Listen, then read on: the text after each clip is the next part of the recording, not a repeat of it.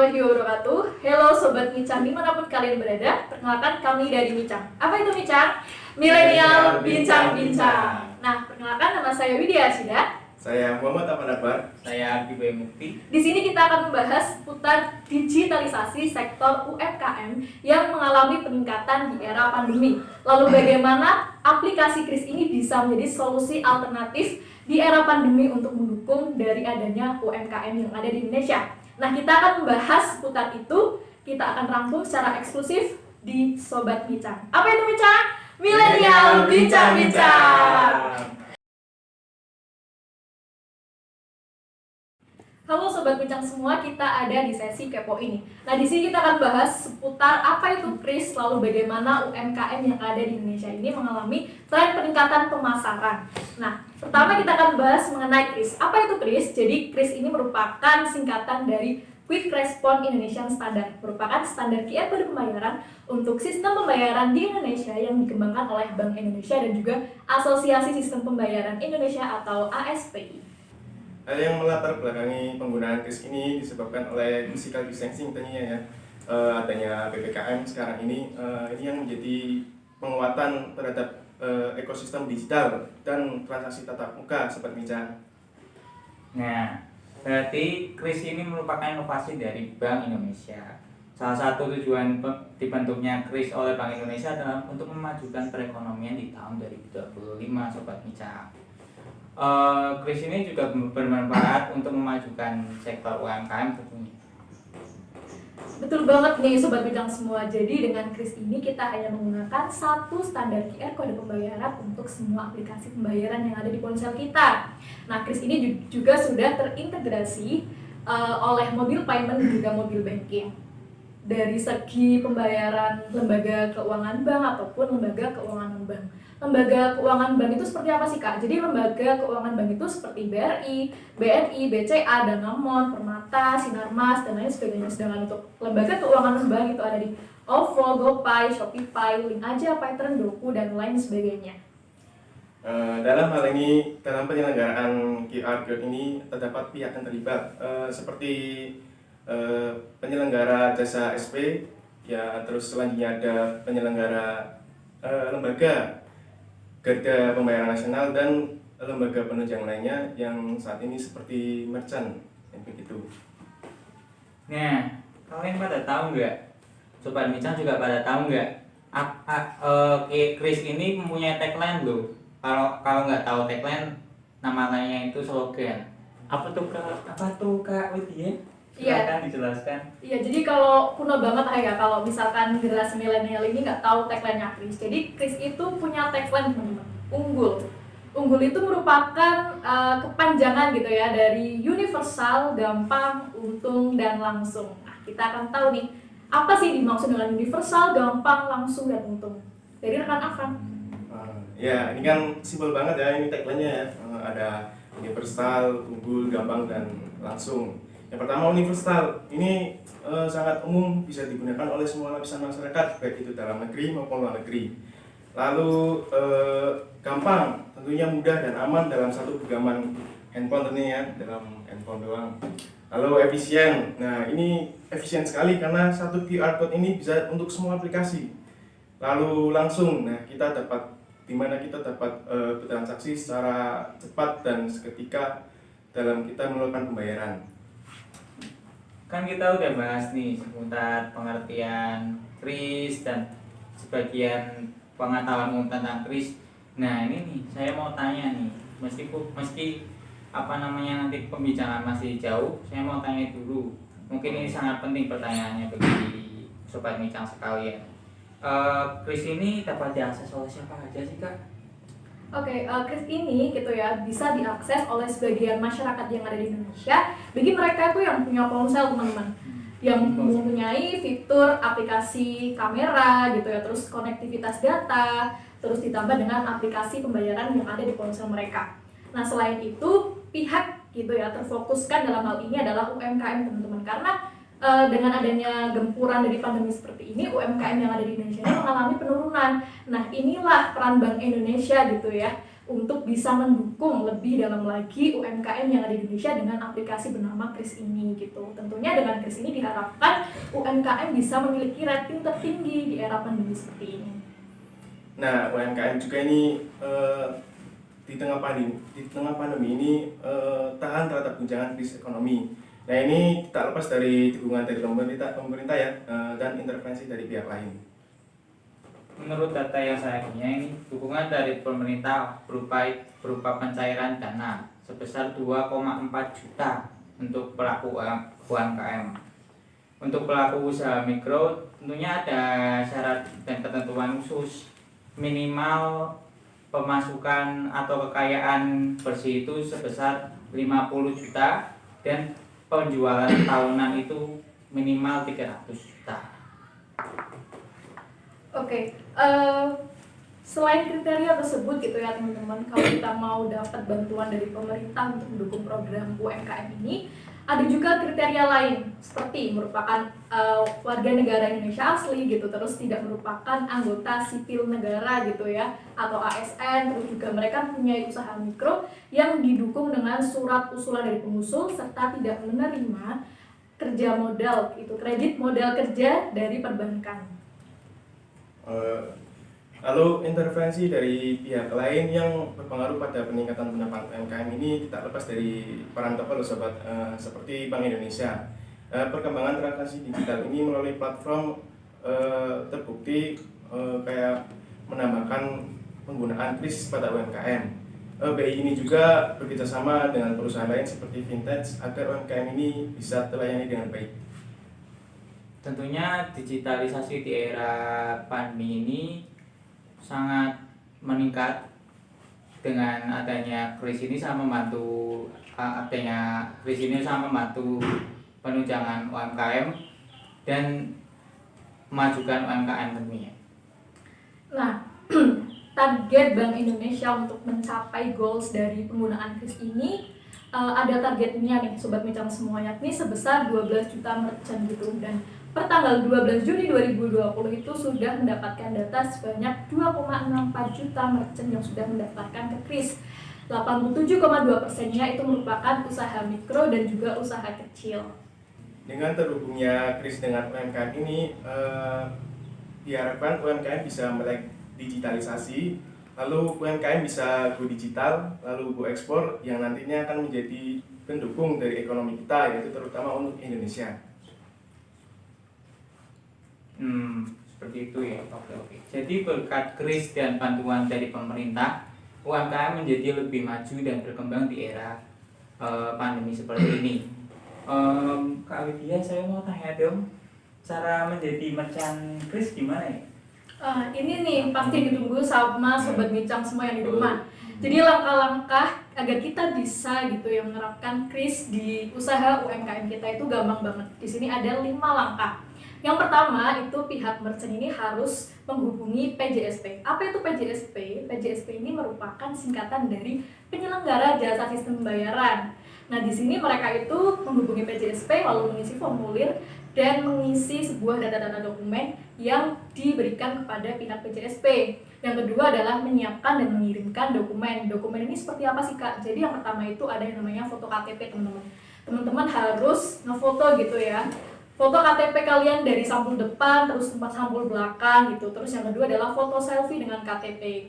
Kalian menunjukkan KTP gitu ya sambil selfie gitu, narsis, cheese crack gitu ya. Terus yang ketiga itu ada kita ngefoto nomor rekening tabungan yang kita punya gitu. Terus yang keempat ada ngefoto bagian dalam toko gitu. Lalu yang kelima itu foto bagian luar toko. Dan yang terakhir itu ada data-data. Data-datanya itu seperti apa? Seperti nomor HP aktif, lalu email, alamat rumah gitu. Terus NPWP itu jangan sampai lupa Sobat Micang semua. Nah, yang ketiga ini kita menyiapkan yang namanya kita menunggu nih verifikasi data gitu dari PJSP gitu ya. Lalu yang keempat, dari merchant ini akan mendapatkan sebuah QR code. Dan yang terakhir, dari merchant akan melakukan tes transaksi teman-teman. Nah, simpel banget nih Sobat. Pertama kita pilih dan juga aplikasi pembayaran yang kita inginkan. Kita cek saldo dulu, terus kita klik QR code, lalu scan atau pay, dan scan kris di akrilik, dan cek nama merchantnya. Lalu kita periksa nama merchantnya ini, terus isi nominal, lalu kita tinggal bayar. Nah, mudah banget kan sobat? Mudah banget ya ternyata kapan. Iya, emang mudah banget. Selain mudah, banyak juga loh manfaat dari kris. Salah satu antara lain adalah menerima pembayaran secara langsung, higienis, transaksinya tercatat, serta langsung masuk rekening dari pendapatan yang didapat. Terus ada lagi manfaat lainnya yaitu tercatanya pelaku UMKM dan sektor informal dari daerah tersebut masing-masing. Oke, itu kan manfaat apabila kita menggunakan kris gitu ya untuk bidang merchant dan juga pemerintah. Nah, selain itu kita juga mendapatkan manfaat terutama bagi kita sebagai customer, teman-teman. Yang pertama manfaatnya adalah kita kekinian gitu ya, karena kita generasi milenial, pasti ya kita butuh semua itu serba simple gitu. Saya rasa semua anak muda sekarang itu mereka nggak pernah yang namanya bawa dompet gitu ya. Mereka cuma punya kartu ATM satu, HP itu sudah mencukupi gitu ketika mereka kemana-mana, ke mall gitu, ke pusat perbelanjaan atau ke manapun liburan gitu.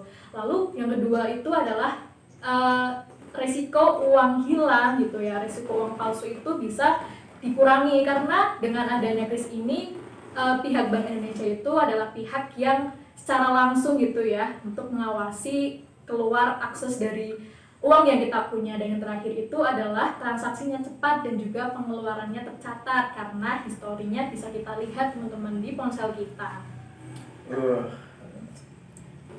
Wah, spesial banget ya kris ini, udah banyak manfaat, gampang lagi, terus kekinian lagi. Buruan pakai kris biar lebih praktis tentunya. Iya, Ayo, buruan pakai kris ya gitu. Nah, teman-teman tahu nggak sih gitu ya, Alvan, Bayu, kalau kemarin tepatnya tanggal 30 sampai 31 Maret 2021 itu pihak Bank Indonesia menyelenggarakan namanya Semarak UMKM Pantura 2021. Itu ada yang namanya UMKM Teko. Tahu nggak itu Teko? Nggak tahu apa itu. Apa itu? Iya, teko kalau bahasa Jawa itu kan gitu ya, wadah untuk mewadahi. Iya, ceret ngono lho. Yeah. Tapi teko iki beda iki ya, pas demi iki beda. Teko itu kepanjangan dari teh dan kopi. Nah, harapannya dengan adanya Semarak UMKM ini gitu ya, Bank Indonesia ini bisa mengatasnamakan produk unggulan dari Kota Tegal gitu. Ternyata ya saya baru tahu kalau Kota Tegal itu punya banyak sekali pabrik teh. Tahu nggak, Van? Kamu kan orang Tegal gitu ya. Tahu nggak? Tahunya pasti tahu Tegal gitu. Nah, ya. belum tahu itu. Nah, ternyata itu produk unggulan dari Kota Tegal itu salah satunya adalah teh, teman-teman. Ternyata tehnya itu wangi dan dia bisa mengepakkan sayap gitu untuk go digital gitu ya, go internasional atau bahkan go nasional di Indonesia sendiri. Berarti mengalahkan yang namanya, kalau kita tahu di Pekalongan itu ada yang namanya kebun teh Pakilaran gitu ya. Nah, ternyata di Kota Tegal meskipun kotanya sepi-sepi kalau yang kita lihat kayak banyak perkotaan teh, tapi ternyata punya pabrik teh banyak sekali teman-teman di sini. Nah, itulah kenapa gitu ya kita harus bisa menggunakan UMKM dengan aplikasi kris, karena UMKM ini bisa ratingnya tertinggi gitu ya di saat pandemi dengan adanya aplikasi bernama kris. Jadi bener banget nih kalau kris ini bisa buat semua hal yang mendukung UMKM biar jadi praktis tentunya. Nah, Makanya pakai kris. iya, pakai kris ya teman-teman gitu. Oke, kita sampai di sesi kepoin. Kita akan lanjut ke sesi bincang-bincang. Jangan lupa stay tune di podcast kita kali ini di Sobat Bincang. Apa itu Sobat Bincang? Milenial Bincang-Bincang.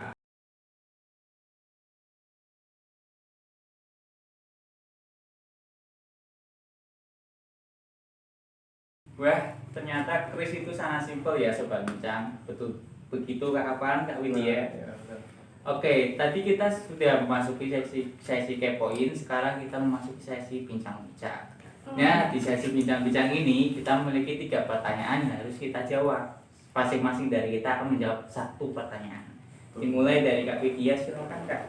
Oke, jadi teman-teman, pertanyaan ini berdasarkan apa sih gitu ya. Jadi kita itu menyebarkan link kuesioner gitu ya ke teman-teman semua untuk mereka itu istilahnya menanyakan apa sekiranya kris ini menjadi salah satu topik gitu ya di podcast kita kali ini gitu, kaitannya dengan mungkin mereka masih bingung apa itu kris gitu. Nah, kita akan kupas tuntas di 3 pertanyaan gitu ya terpopuler gitu, karena 3 pertanyaan ini adalah pertanyaan yang sering diajukan oleh audiens semuanya. Untuk pertanyaan pertama ini datang dari yang namanya Farah. dengan pakai kris itu ada nggak sih Kak biaya tambahan saat kita menggunakan kris gitu ya? Nah di sini kita akan jawab ya Mbak Farah di rumah gitu, semoga mendengar dan melihat podcast kita kali ini gitu ya. Jadi dalam penggunaan kris ini tidak ada yang namanya biaya tambahan, entah itu biaya admin, biaya transfer gitu. Jadi saldo gitu tidak akan berkurang di dalam dompet digital kita gitu. Kadang misalkan nih saya punya pengalaman teman-teman, saya tuh punya yang namanya kartu ATM namanya BNI Syariah gitu ya. Waktu itu saya transfer uang ke teman saya yang punya namanya Permata gitu. Di situ mungkin saya transfer sebesar mungkin namanya kita bilang lah 100.000 gitu.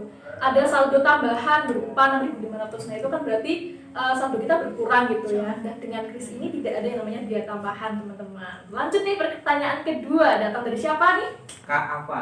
Oke, ayo Van. Langsung bacakan pertanyaannya. Nah, pertanyaan ini datang dari Mas Eza. Pertanyaannya itu di mana kita dapat menemukan kris? Jadi gini Mas Eza, kris ini bisa ditemukan di pedagang yang pembayarannya melalui elektronik melalui QR code. Nah, pedagang yang menerima pembayaran dari QR code ini pastinya mempunyai logo kris di tokonya.